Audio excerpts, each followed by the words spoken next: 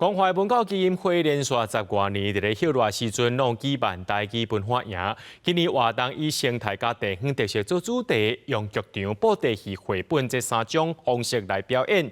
主办单位表示，讲今年阁有捌参加过营队大汉囡仔回来带营队，真欢喜看到这台语代代相传。无啦，你唔知啦，同学拢免笑我啦，讲我是一个怪胎。囡仔兄搬去演一只饲仔，因为环境污染造成饲仔脚变色的故事。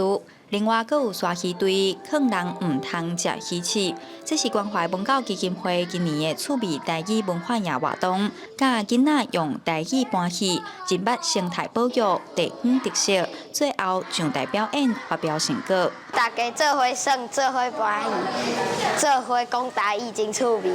总共有6个队，总共有3种无同款的主题，不过同款拢有一个核心，就是讲互囡仔会当有表演的机会。3天的营队课程，今年活动以生态甲地方特色做主题，用剧场、布袋戏、绘本这3种方式表演。已经连续10多档拢举办台语营队的关怀文教基金会表示，10多年的时间落来，今年有袂少少年辈回来带营队，是真好的传承。今年特别欢喜，就是有真侪学校台语文系学生拢来做这个队员吼，大汉囡仔带细汉囡仔，还有专业老师，对台语应该是会真顺利来推动。关怀文教基金会表示，除了透过营队活动，互囡仔人讲台语，其实家庭环境嘛真要紧。基金会2018年伫中华成立头一个台语文园区的时，就以民间的力量开始咧撒母语家庭认证。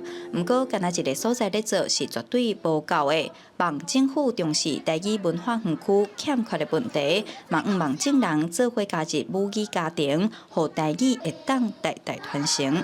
记者杨淑晴，中华报道。